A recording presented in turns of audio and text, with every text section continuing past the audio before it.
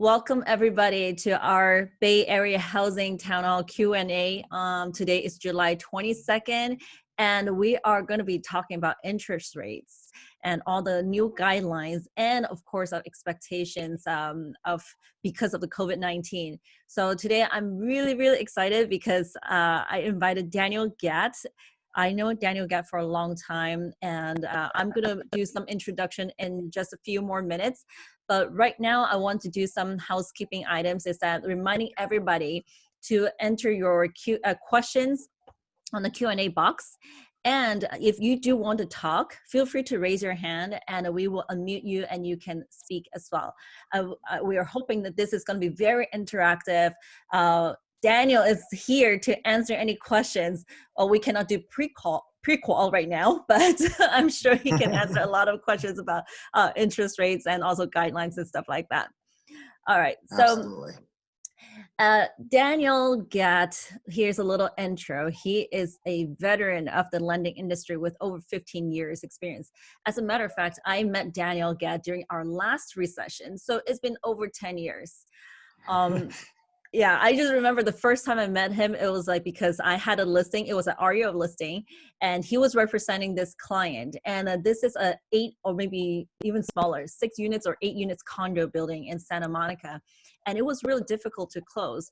But my gosh, when Daniel sent me those emails explaining the situation and giving me all these updates, and it is truly eye-opening because not a lot of lenders at the time that I worked like that.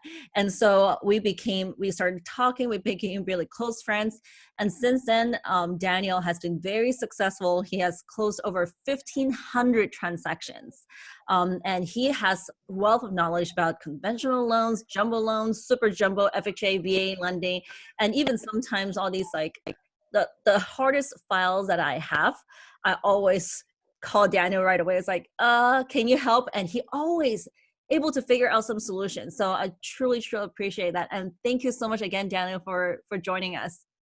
Thank you. I really appreciate you having me, and you have an amazing memory. It's been so many years to remember the first transaction together is remarkable. For me, it's very difficult to remember everything, but it's a lot of numbers I'm dealing with, and but I'm very appreciative of the very warm welcome that you've created for me here, and of our friendship, and you know, for my ability to help you and your clients, and you know, really more than anything, our friendship. It's been an amazing run. I always enjoy our conversations about the market and about what's happening.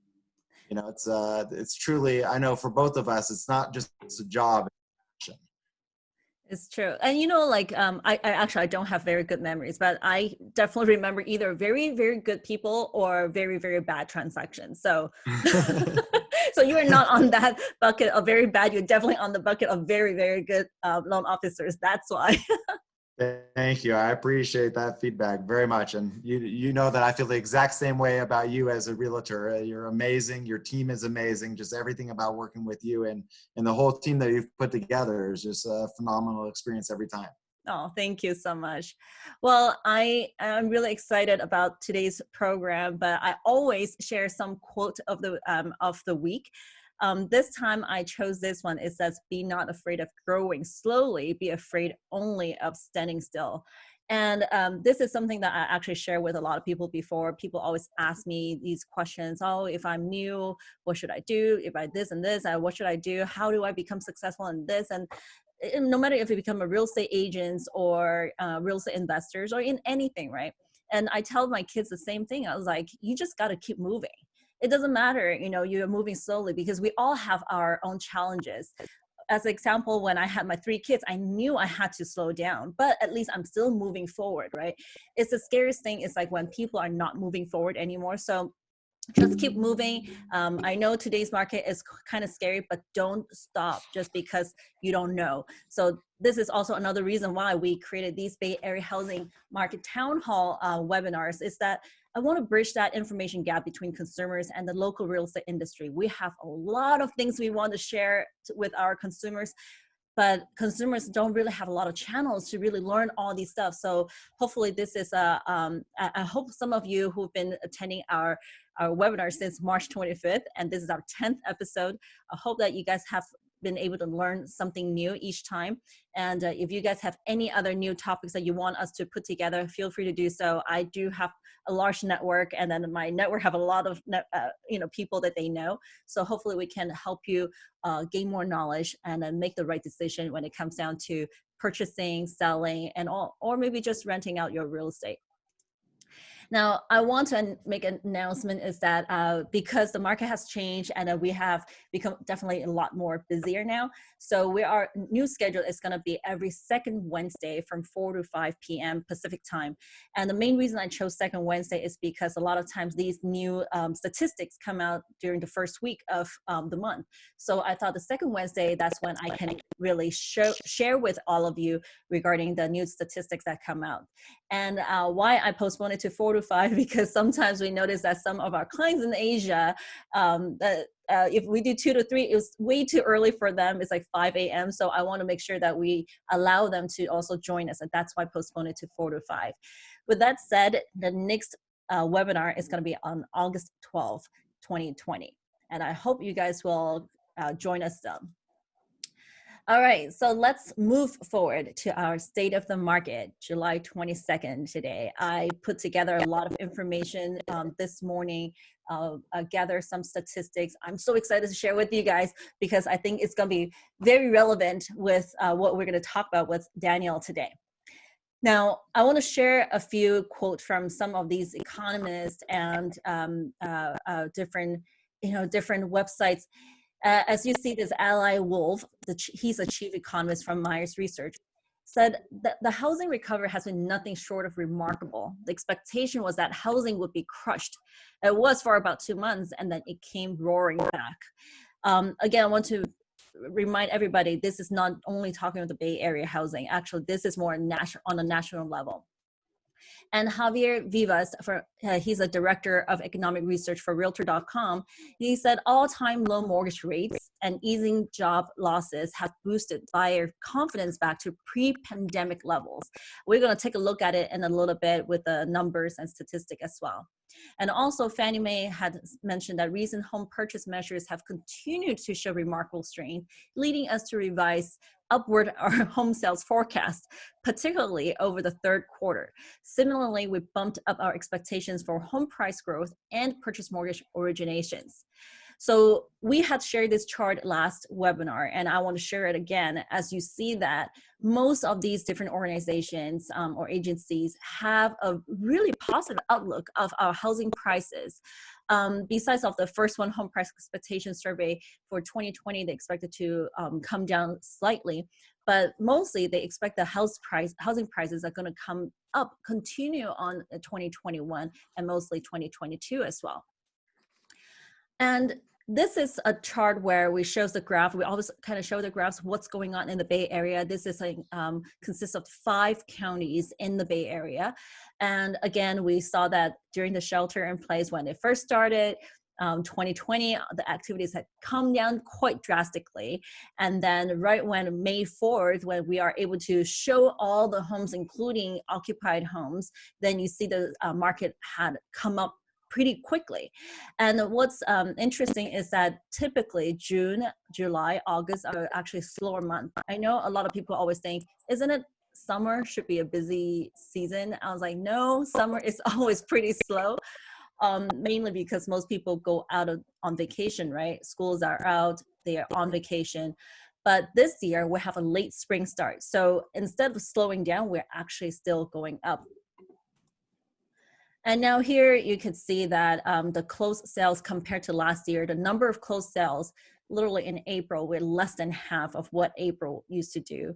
And then in May, we improved a little bit, but it's still kind of short. But in June, it had gone above last year's volume. So you can definitely see that people are not holding back. They are coming out to buy properties. And here's another I thought this is actually really interesting. This is by Santa Clara County Association of Realtors.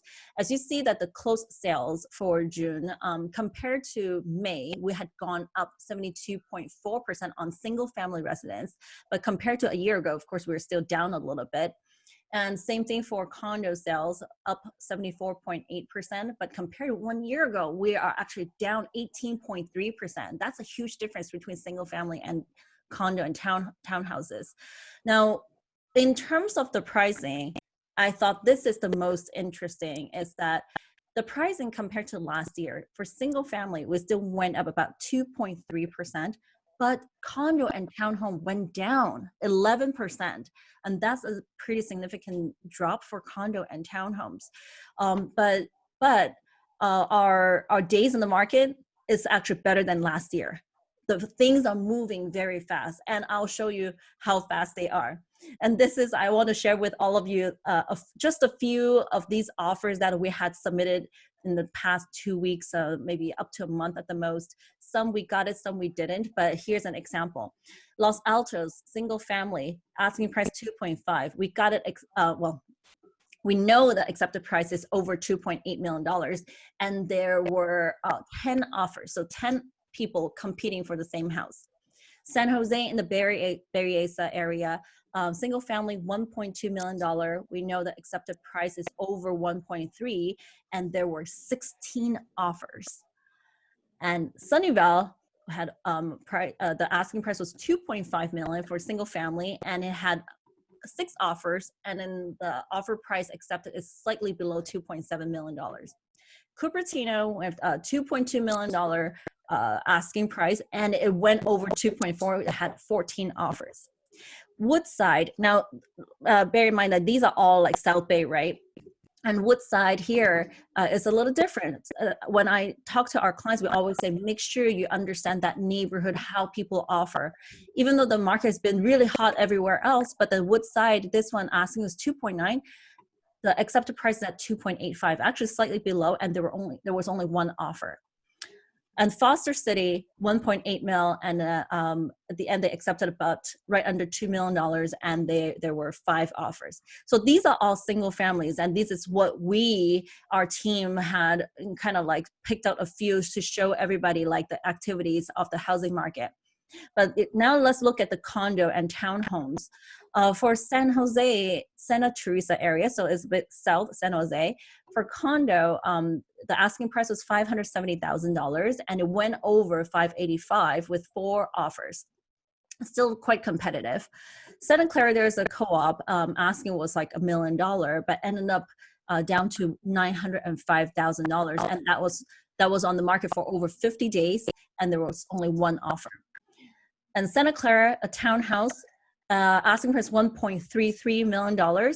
Accepted was under, also it's like 1.25 million, and there was only 1 offer. It's been on the market for over 40 days. Newark, a townhouse asking at $845, accepted at $870, and there were 4 offers. And then Hayward townhouse, $520, accepted at $510, and there was only 1 offer. So you could tell a big difference, right, between the single family and the condo townhouse. It's like, there's a trend here. If you see that people want bigger space, people want yard space nowadays. And so you could tell that there are a lot more demand on single family houses compared to condos and townhouses. So I thought this is really interesting. I always wanted to share something like this with everybody. So I finally put together these charts to show you guys, the actual activities. This is the on the ground, from our personal experience activities. So sometimes our clients would say like, oh, I heard that the market is going to drop, or we can lowball, but you really have to see in terms of what type of price, what type of property it is, and also where it is.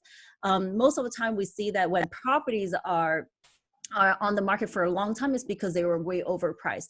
So like rule of thumb, when you overprice a property, it's definitely going to stay on the market for a while, and it's definitely going to be, people going to negotiate and try to come down on their offer price. So that is my housing sales market update. But now I want to go into the mortgage industry update. And I know, Daniel, you're going to have a lot of input on this.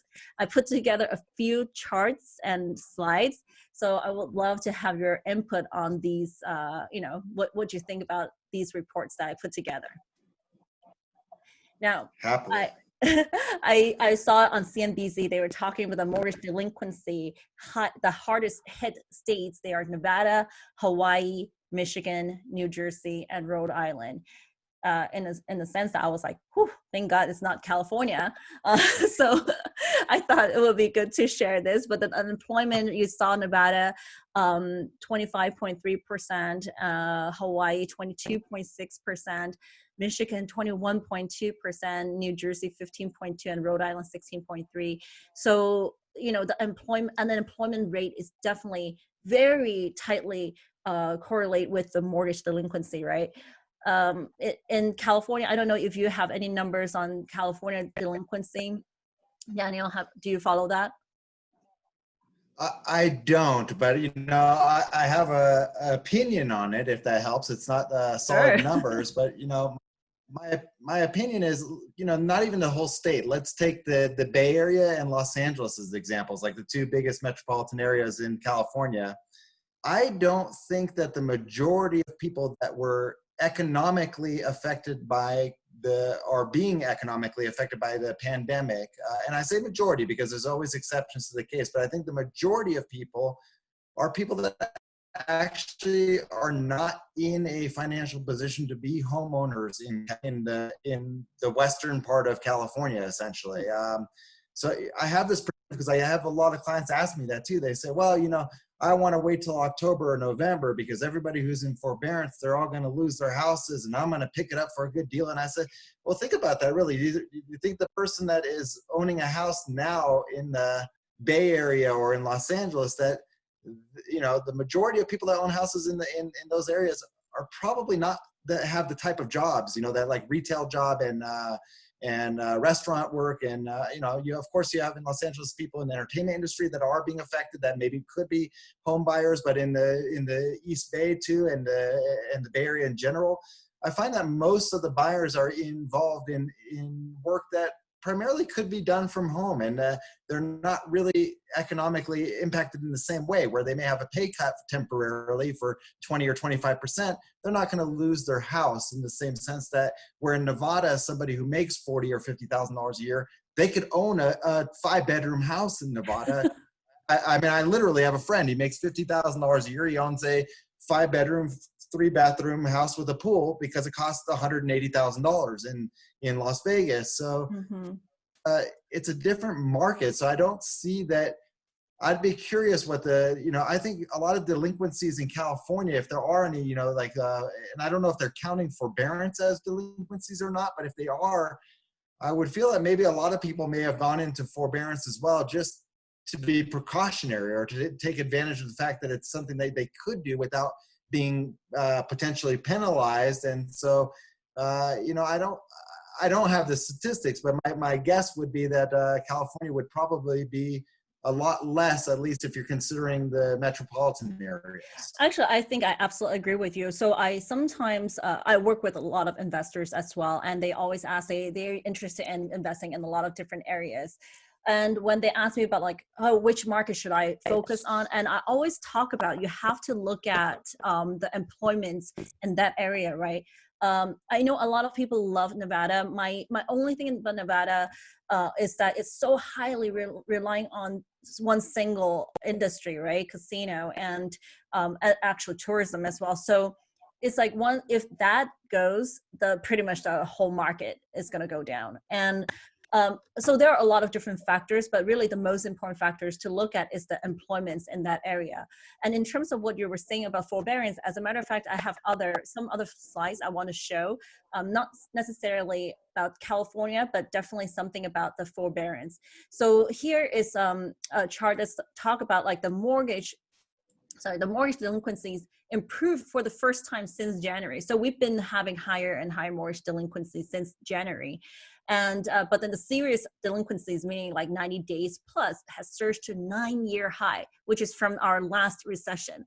Now let's look at the numbers here. Is that the total U.S. loan delinquency rate here has gone basically, as I think it was 7.8 and then came down to 7.59.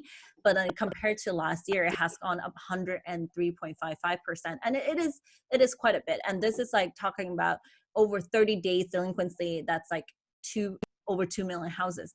Just like what you were saying, they are offering these forbearance currently. So I know personally, I know people who actually took advantage of that, not because they cannot afford it, just because they want to be careful. It's like, might as well do it, right? Because they are offering that.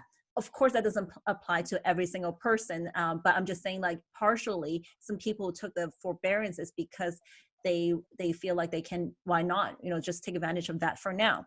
Now, so will this whole mortgage delinquencies really leading to the foreclosures? That's the biggest question, right? Because our last recession was really due to, there were so many foreclosures. For my business, 2008 to 2011, or maybe even 2012, literally, I think 80 to 90% of the business was in short sales or foreclosures, like REOs business. That's it. You rarely have like regular sales at the time. But now, what will happen? If they have delinquency, are they really going to go into foreclosures? So this is really interesting. It's by Black Knight, and they show that over 77% of these forbearance actually have at least 20% equity in their home.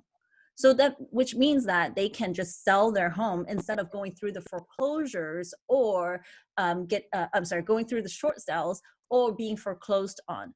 So this is something quite interesting to see, that if last recession, it was mainly because there was no equity in it. So that's why everybody was doing short sales and foreclosure.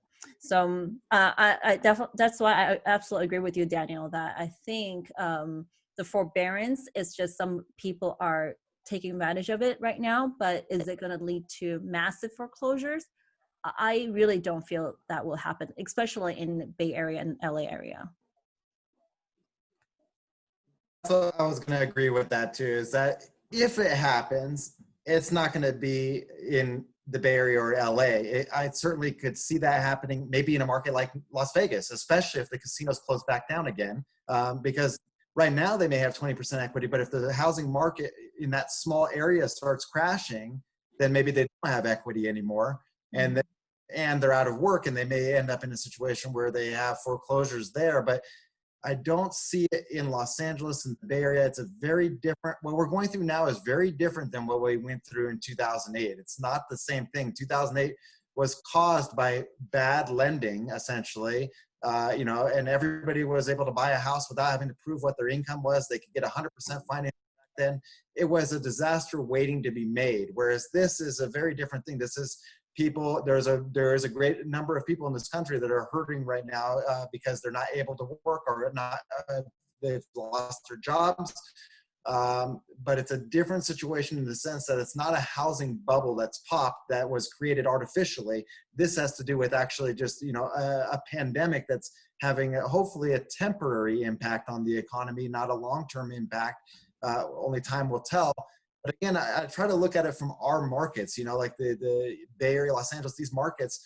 And I feel like they're almost, not completely, but almost immune to what's going on, because the majority of people that can afford homeownership in those areas are typically not in fields of work that are, let's say 80 to 90% of the people are not in lines of work that are being heavily enough affected by the pandemic that they're not able to make their payments, and that they would potentially have to lose their house. And furthermore, as you mentioned, because people do have equity, and in the markets where we just looked at some numbers, the housing prices are still going up, at least with single family, we saw that in the numbers that you showed. In a market where they're still going up, there's no reason to foreclose. If worst case scenario, they sell it and cash the equity they have.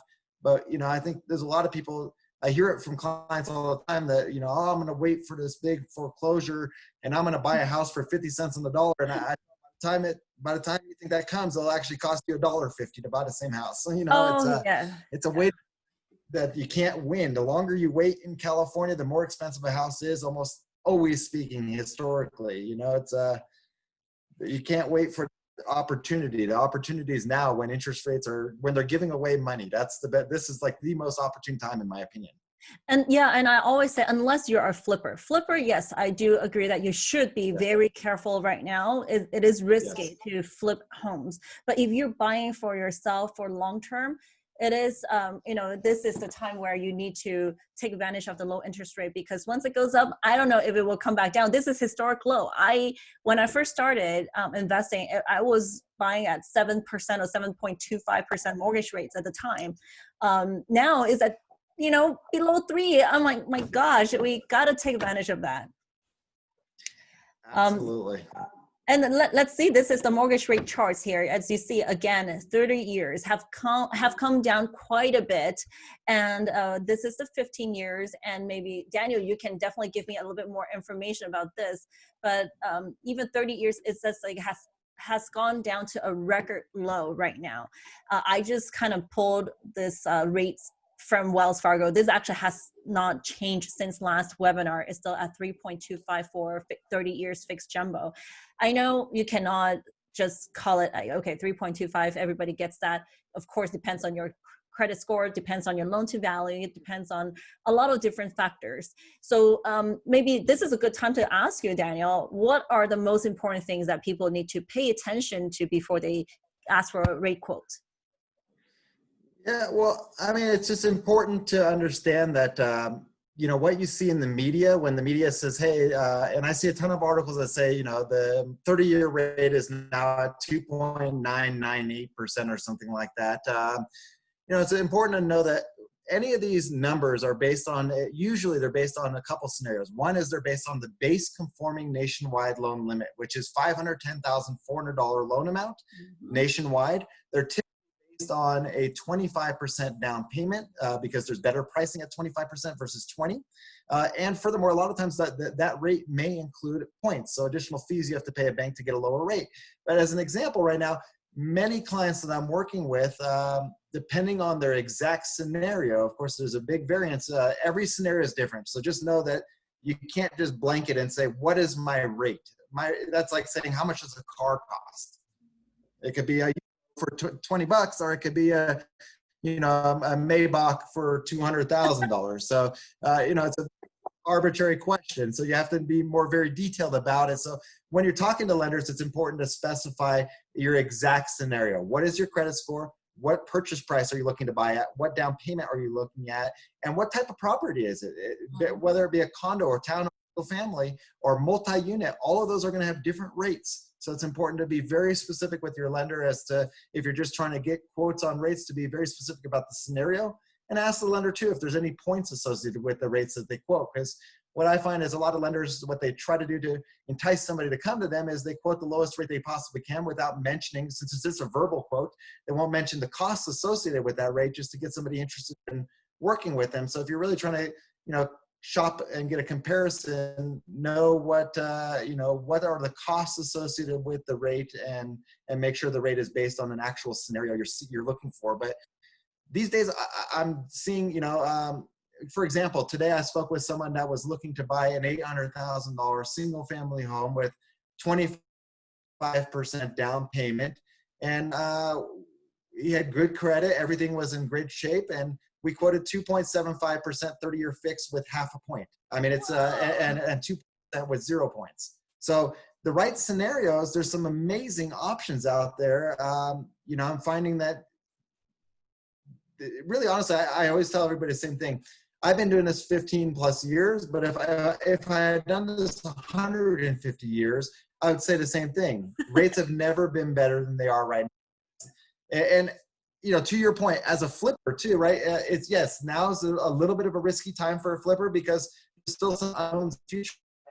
Somebody they're trying to buy a house for them to live in or to hold long term. Even as an investor, as a long term hold, I honestly think it's a phenomenal time because you can have such cheap money to borrow that you can wait out the market. Even if in 2-3 years from now the prices do come down a little bit, historically speaking, over a 10-year period, there's never been in the history, recorded history, at least that I'm aware of, any time that over a 10-year span, housing prices in Los Angeles or the Bay Area have ended up less than where they were 10 years prior, which tells me that as long as you're willing to hold long term, I don't think you can go wrong as far as making money in the appreciation of your property in these particular markets. It's very, very specific. I have somebody I know in Maryland and bought in 2007 we're now 13 years later, they still haven't recovered from the value drop that they had. So, it's very specific that we are in a unique market where appreciation truly never seems to end. Although there's dips here and there, it really, in a 10-year run, nobody has failed at this yet. Absolutely. And, from our experience as a realtor, I mean, we always kind of recommend a few loan officers that we've worked with. We know they're honest. We know that they do a very good job, like, giving us updates all the time. But sometimes our clients do say like, hey, I saw, just like what you were saying, I saw an ad, they are quoting 2.75%. As a matter of fact, we just had somebody who said that. It's like this online, I don't want to name names, but this online loan program said that she can get 2.75 or 2.65, I forgot, 30 years fixed. And then, of course, she insisted going with them. And then during escrow, they said, nope, sorry, you don't qualify for that 2.75%. You qualify for this higher ones. So now she's stuck because you're under contract. You have this timeline you have to fulfill. You don't have time to shop around anymore. So it is really important. And on top of that, this online platform, whoever that person, loan officers, never give us any updates. So we never know like what's going on. Our client couldn't even find or get in touch with them. They will contact you when they have updates. That's about it. They're not going to talk to you in between the time frame. So you have to be very careful. Trust. We always say, find somebody you can trust. You can trust. Go find the reviews. And your realtors have worked with these loan officers. They are the one who will tell you the truth and also do a good job. But don't just randomly find an online lending program out there. I mean, if you're a refi, you are not under some time crunch, maybe you can test it out, I guess. But if you're doing purchase, just be very careful who you're choosing in terms of financing.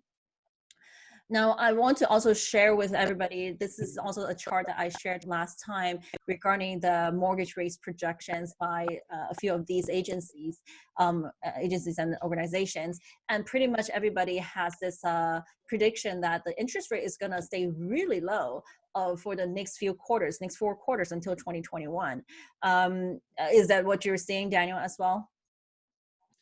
Yeah, I've been reading the same thing, and a lot of people ask me about this. And my general opinion is I don't see any reason why they should go up. I think they should stay down. The economy is still not in a great place, and I think it would be detrimental to the economy to change the direction of the interest rates. I do think that one X factor, which I don't really have an opinion how it's going to affect things, but is that we are in an election year, and I don't know what implications that will have on interest rates, because I feel like interest rates do kind of follow consumer confidence. So I don't know what's going to happen with rates as a result of the election, but I will say that my expectation is that I do agree with these analyses. I think interest rates should stay at these historic lows, bottom of the 3s, top of the 2s, kind of in that range for 30-year fixed for the next 18 months is what I would agree with as well. Mm-hmm. Yeah, and we always say that housing is really a lead indicator to bring the economy back. And because right now, to be honest with you, all these small businesses are not doing so well. These cities or the federal government, they really need, I should more say like the city, on the city level and the county level, they really need property tax and county transfer tax. If you don't have housing transactions, you don't really have these taxes. And they learned from last 2008 mortgage crisis, they don't want to repeat that again. So that's why this time they have reacted so fast to drop the federal rate, and now the mortgage rate, of course, has been staying low as well. So let me go to the next slide. Oh, maybe this is my last slide now. So let's go into some Q&A. Let me stop sharing here so we can go into Q&A. All right, where's my stop share? Oh my gosh. Did I stop share? Yes, okay. Yeah. All right, great. Oh, okay, I see that there is one question. Hi, Helen and Daniel. It seems like the condo market in San Francisco is very slow. A lot of condo owners are investor owners who are selling. Inventory level is very high, and it seems like the buyers are just not interested in buying regardless of prices. More of a psychological matter. What do you suggest? To hold and wait out, or to sell it and take a big loss? Well, I'll take a stab at this one. I actually, I was going to include some reports and statistics as well on San Francisco. You're absolutely right. Unfortunately, San Francisco is going through this period where a lot of people are moving out, especially with this whole work from home. Why are people buying in San Francisco when uh, uh, everything is so expensive, right? So unfortunately it is going to happen. I mean, every single person's situation is different, because I would have said, well, just hold it and then rent it out. But I know the rental market in San Francisco also has dropped quite a bit, and it really depends on how much your property is worth, right? And how much did you buy it for, and things like that. So it's really hard to just say what you should do, but have to look at the whole full scenario, kind of like what Daniel had said. You have to look at the whole scenario in order to answer that question. But I don't know. I mean, I feel for a lot of property owners, because it's not just condo owners. Is actually even the landlords, multifamily landlords. They are hurting quite bad right now. Yeah. Let's see. If the second stimulus checks proposal passes, will this have any impact on interest rates, since national debts will increase? I don't think it'll have any impact whatsoever. The interest rates are going to stay low to keep boosting the economy for the same, almost for the same reason that the stimulus checks are out there, is to enhance the economy, make sure that people can, put food on their table, and that the economy keeps going. It's the same reason that interest rates are going to stay low. Right now, there's really no reason. If they increase, if interest rates started increasing right now, it would slow down the economy. Just as Helen mentioned, that the housing market is really what is the booster of the economy. And if the housing market inevitably would slow down right now. If interest rates were 5 or 6%, I don't think we would see the rebound that we are seeing right now. I think this rebound is driven a lot by the very low interest rates that are out, and I don't think that they're going anywhere. I think all the different agencies out there are seeing that rates should stay where they are in the next 18 months. And I really think that they will. I don't think that there's an outside influence aside from potentially a political influence that would have an impact to the rates. That's the only X factor, in my opinion. Yeah, and I'm actually kind of curious about like the timeline and the guidelines right now for mortgage, like the approval process. We have heard from some other banks that they said like, oh my gosh, right now they cannot even get a loan or purchase loan done within 35 days. Do you see a slowdown in processing, and is there any like tightening on the guidelines and stuff like that? Yeah, that's a great question. So I am seeing a slowdown. I think the issue is the banks, even though they've had time to deal with this influx of business, they really haven't dealt with it well enough, in the sense that, they need more people working at the banks handling all the business. So, but they don't have enough. So we are seeing a slowdown. Like right now, I actually made a decision this week that I'm not going to quote doing escrows less than 30 days anymore, because I had people in escrow that were supposed to close in 21 or 25 days, which was something that people do easily in the past. And we're now ending up having to come up with excuses for closing late or needing to buy more time. And it's not because anybody's messing up or, there's any bumps in the road necessarily. It's more to do with the fact that every department that's involved in the process of getting a loan through is taking longer to do their job. So whereas underwriting, we had them at 24 to 48 hours, now we're having them at 72 to 96 hours. And the department that sends out disclosures, closing disclosures, instead of them being at 24 hours, now they're at 72 hours. Like each department is slowed down. So I definitely think that, it's important to set realistic expectations, to talk with your lender about, if you're trying to write an offer and it was, generally speaking, you wanted to write your offer to be competitive, you wrote an offer with a very short closing. But, just make sure that you're talking to your loan officer and making sure that's actually feasible. Because the worst thing you can do is end up in a situation where I am right now, actually. And this is just my fault that we were hitting 21 days 2 weeks ago, and now we're not. And, the only way to know that is when we hit that point that we're not closing on time anymore. But you want to try to have realistic expectations. So the business is slower. So I would anticipate more time. Loan officers generally are going to need more time to do pre-approvals. probably not the best idea to, if you found the house you love, to go to a loan officer and say, I need to be pre-approved because I'm making an offer in 3 hours. Generally speaking, I'll give you an idea. Last year at this time, I would be working on about 6 purchase transactions and maybe 2 refinances. And right now I'm working on 19 purchase transactions and about 18 refinance transactions. Oh my God. Wow. And this is everybody though in the business that I know, everybody I talk to, they're all overwhelmed. And it's not just the refi, believe it or not. I mean, it's the purchase. Like, I was actually surprised the purchase numbers were not even higher in the charts, because obviously I'm just one person, so I'm only seeing it from one person's perspective. But from my perspective, I have more people I'm pre-approving, like 4 or 5 people, easily 4, 5, 6 people a week. Whereas on a normal week last year, it would have been maybe 2 or 3 people I pre-approve. I'm doubling the number of people I'm pre-approving every week, and people are more motivated. Everyone wants to take advantage of these rates. As far as guidelines go, to get into that part, I'll try to be quick here. For the most part, most guidelines are very similar, except for, let's say, jumbo lending. Typically, there's no low down payments anymore. They want 20% down or more, depending on the bank. With most lending, if you're self-employed, it used to be that banks would say, well, give us your last 2 years. Tax returns will average your income, your self-employed income, and we'll use that to qualify you.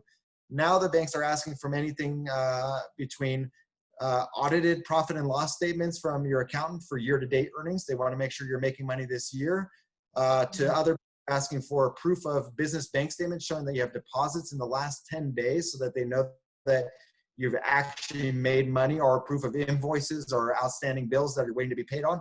They want to know that self-employed people are actually operating, whereas that wasn't something that was questioned in the past. It was, well, if you have 2 years history of making this much money, well, then you're probably making it this year. But now they're questioning that and wanting to have more details about it. Underwriters are just being a little bit more nitpicky. But the loan officer you work with, if they're aware of all the guidelines and aware of the nuances that they need to jump through, they should be going through that with you up front, and there should be no reason that you shouldn't be able to get through the process smoothly if they've determined in advance that you do qualify and that it's going to be a process you can finalize. I probably should have clarified that you are a mortgage broker, right? Actually, I should say mortgage banker. And so not only your company lend money, but you also broker out loans to other banks. So what you're observing is like observing across a lot of different banks, correct? Yeah, so we work as both a direct lender and a broker. So I have the ability to do loans in-house from A to Z, and I also have the ability to broker to other banks. So I'm constantly in communication with the reps at different banks that I work with to find out what their term times are like and what their process is like.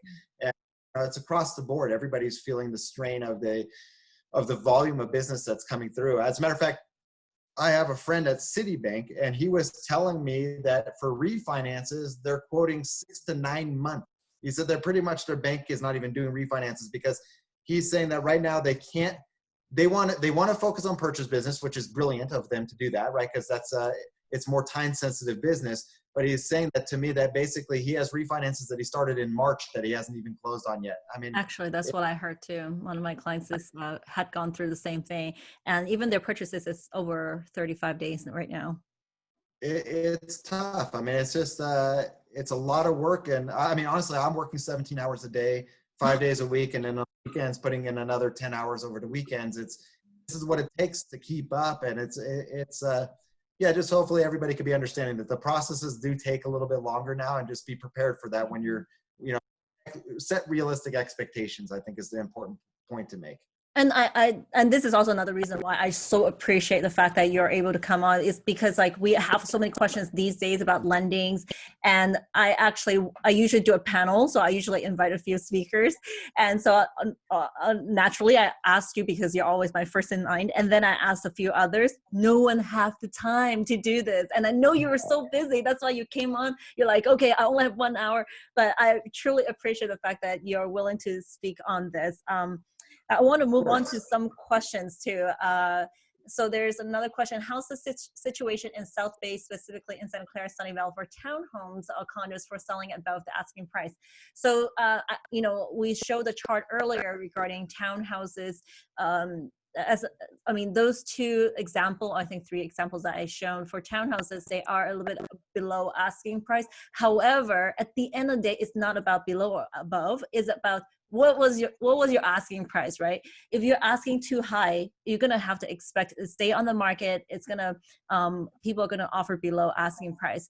People right now, although as much activities we have, the buyers are still very careful with their how much they offer.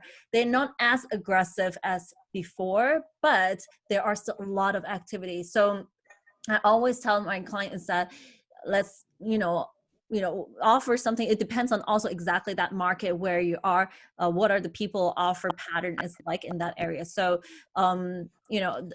basically the answer is that it depends on what is your asking price, if it makes sense or not. Let me go to another one. I'm planning to buy my first home, but I am nervous with my lower FICO score, low 700s. Do you think the banks will ask me for more than 20% down payment if they have new guidelines? I'll address that one. I mean, so I'll give you an example. I just pre-approved somebody for a $750,000 purchase with a 620 credit score with 3.5% down payment. Whoa, So, that's an FHA. Yeah, FHA loan. So there are products out there. It just depends on the price range. Obviously, in the jumbo market, you're going to be expected to have 20% down, even if you have perfect credit. Low 700s is actually considered decently good credit. I wouldn't consider that bad credit at all. So I wouldn't consider it lower FICOs. If you're buying up to the conforming limit, which in many counties is going to be $765,600 loan amounts, for traditional loans, you should be able to do as little as 5% down, even with a credit score in the high 600s or low 700s. And with an FHA loan, you could do as little as 3.5% down, and FHA loans may even go into the 500s on the credit score, in the high 500s. There are plenty of options available, so I wouldn't be discouraged at all.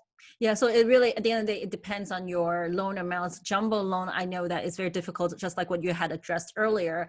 Most lenders require 20% now, but if you're not jumbo loan, then you have a lot more options to do.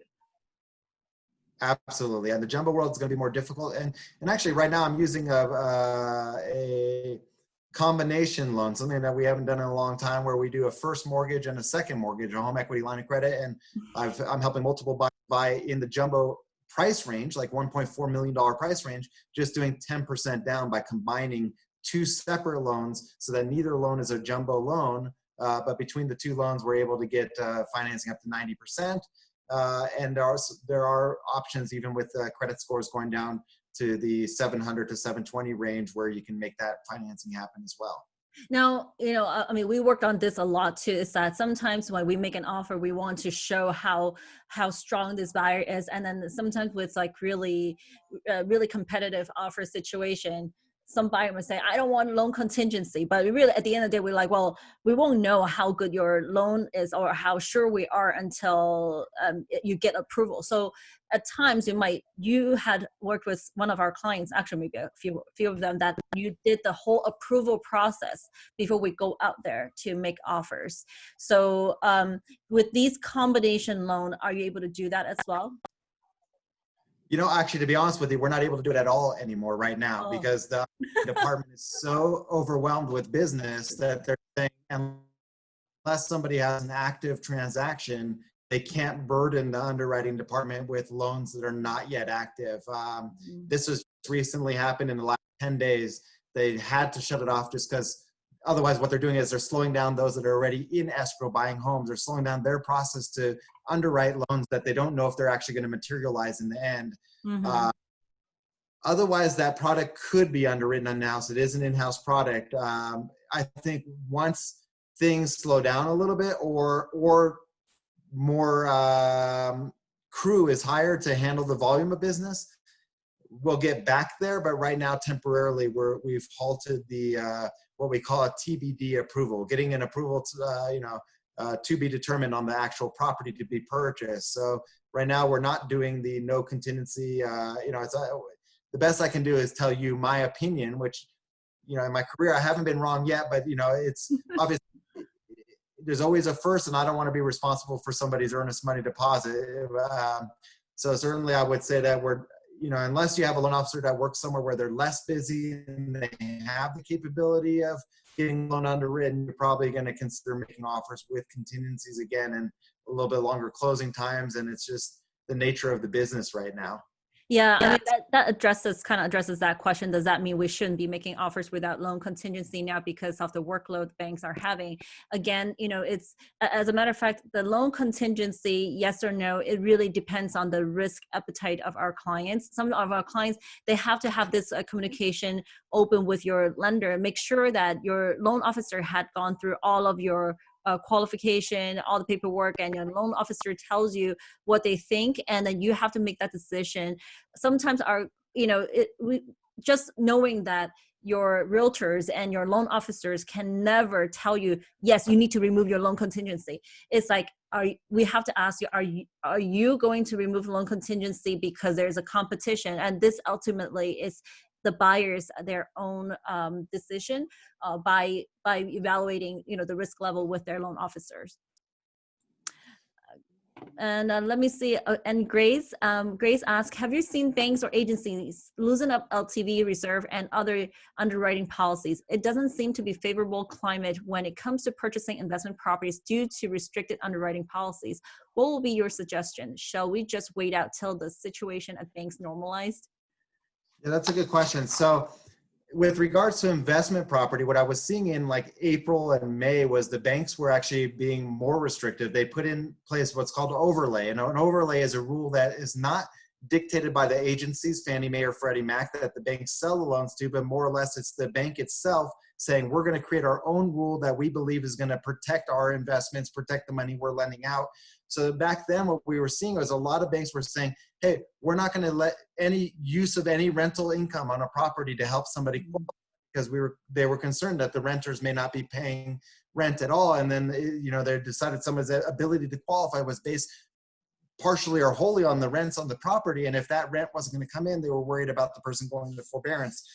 I have seen loosening in that sense that we've gone back to just standard guidelines where the banks they are allowing the use of rental income to offset qualifications and allow you to purchase, but it is on a bank by bank, case by case basis. So you have to talk to the lender that you're working with and make that determination with them as to what is their bank doing. Are they going right off of standard guidelines, or do they have overlays where they're saying they have their own set of rules? For example, I had a recent client come to me that was working with Bank of America. And I mean, speaking of a weird overlay or strange overlays, Bank of America told the client that depending on what zip code he was looking to buy in, his down payment would change. So in one zip code, it could be 20%. In another zip code, it could be 35%.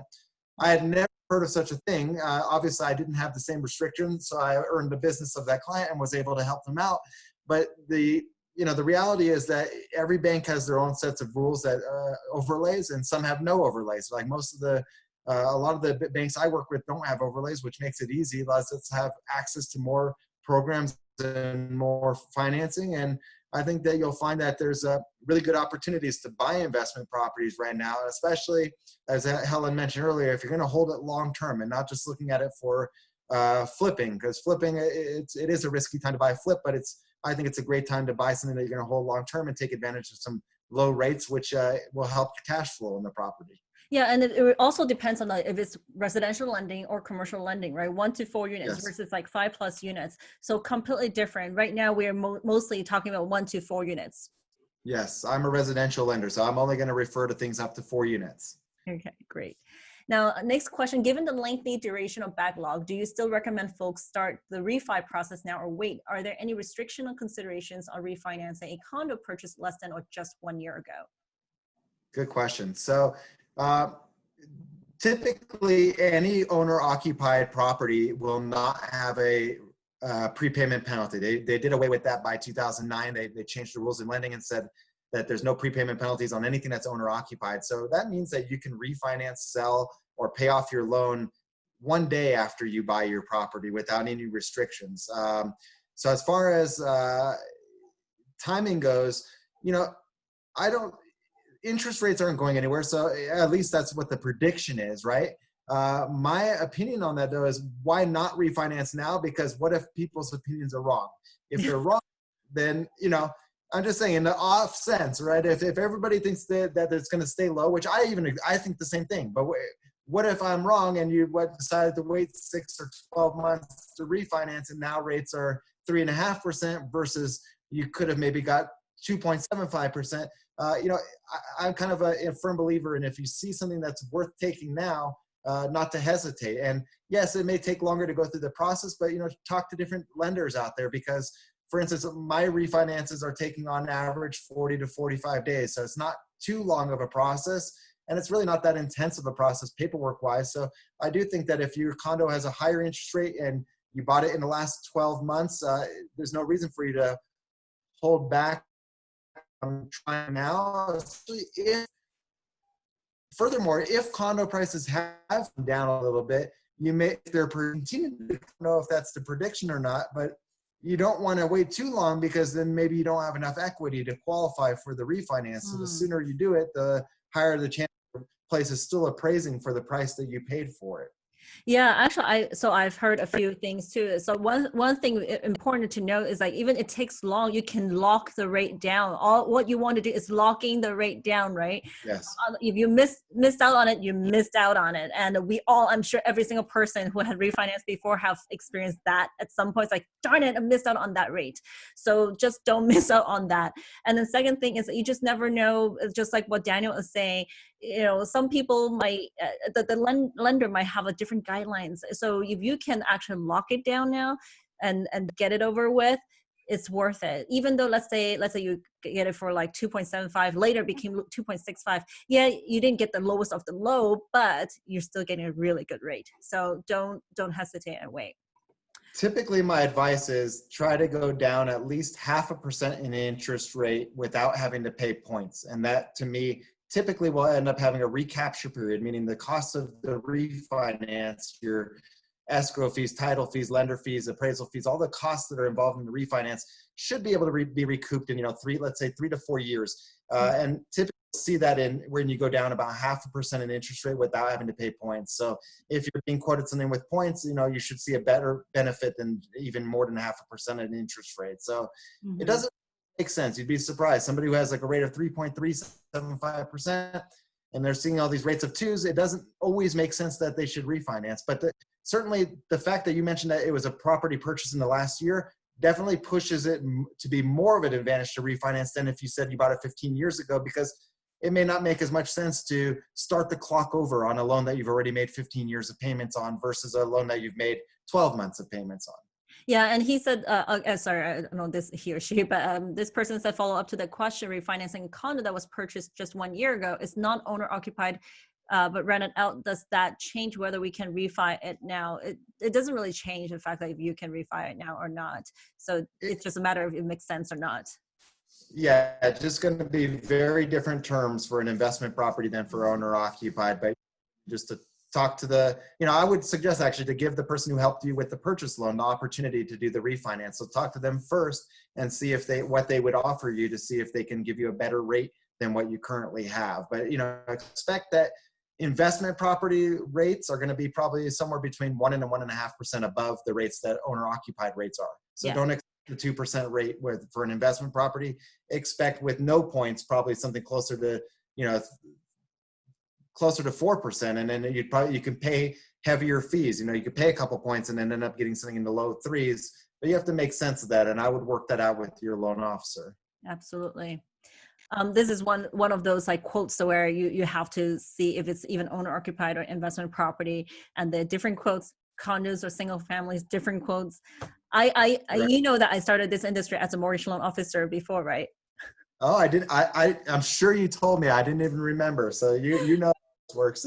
Yeah, I remember how to look at those rate sheets. It's like, Jesus, it can never be the same. There's so many different criteria. So it has to be that specific scenario in order to get that specific rate. Exactly. So here's the last question. I know we went over 3 o'clock, but here's the last question. What is your prediction about next spring housing market? Will it be back to pre-COVID era if we get some vaccines by end of this year? Oh, geez. This is a crystal ball question, right? I mean, all I can say is that just now from the chart that we've shown you guys, it's already we have already gone back to the pre-COVID pandemic. The housing market hasn't slowed down. At the end of the day, it's supply and demand situation here. We don't have enough supply. We still have a lot of strong demand. Again, it goes back to which market we are looking at. Over here in the Bay Area, just like what Daniel had said it over and over again, you know, the unemployment is mostly in the service industries, which is not our primary home buyers profile. And that is the reason why it hasn't really affected our housing market over here as much. Of course, if you're talking about any other places where their medium income maybe just 35,000 or 40,000, that's a complete different scenario. So over here in the Bay Area, we haven't seen you know, like a big effect in terms of the housing prices. Instead, we had gone up. But the only thing that I can say is that people desire of the type of housing that they're looking for has definitely changed. So people are looking for more space, more rooms, more backyard space. So that is the reason why you saw that just now we're talking about the townhouse and condos prices actually dropped 11% compared to last year, while single family prices actually had gone up. So that would be something that I think everybody needs to pay attention to. Well, this is the end of our webinar. Again, thank you so much, Daniel, you know, for being here. Always such valuable information and opinion from you. I really enjoy it. I hope, you know, you can come back again next time. Thank you, Helen. Yeah, we'll see. I tell you, I'm not even joking. I worked till 3 o'clock in the morning yesterday, and almost every day it's like that. I mean, so it's hard to jump on these because of the amount of work that we're already doing. But, you know, I really enjoy doing these. I really enjoy the company. So, you know, let's talk again a couple days before next week and see if you got anybody else lined up. And certainly, I would love the opportunity if I can free up some time. It's always a pleasure. Absolutely. So thank you everybody for joining us, and hopefully we'll see you again. Next one, remember, is August 12th, 2020. So everybody, I hope you guys will stay safe and healthy. Bye. Thank you. Bye-bye. Bye.